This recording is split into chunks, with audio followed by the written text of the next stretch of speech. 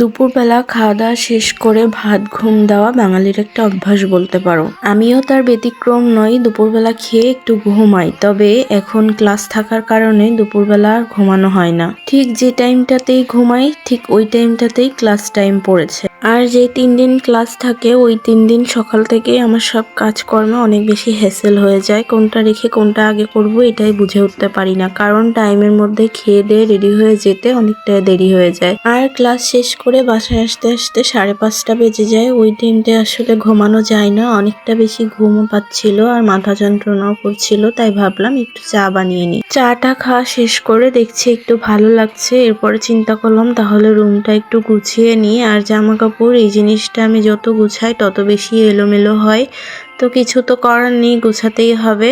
তারপর রুমটা একটু ভালো করে ক্লিন করে নিচ্ছি, কারণ দিনের বেলা তো সময় হয় না।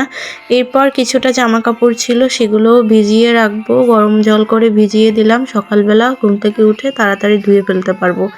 তারপর একটু গরম জল করে পাটাও ভিজিয়ে রেখেছিলাম, একটু ডলে নিব। আজকে ভিডিওটা এই পর্যন্তই রাখছি। সবাই ভালো থেকো, সুস্থ থেকো।